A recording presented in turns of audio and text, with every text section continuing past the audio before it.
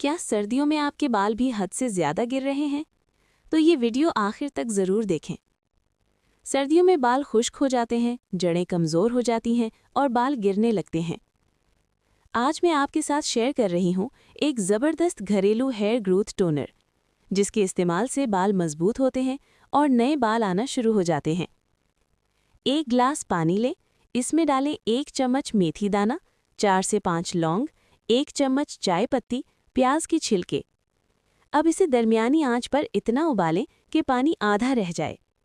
फिर ठंडा करके अच्छी तरह छान लें और किसी साफ बोतल या स्प्रे में महफूज कर लें। बाल धोने के बाद ये टोनर रुई की मदद से बालों की जड़ों पर लगाएं और हल्के हाथ से मसाज करें।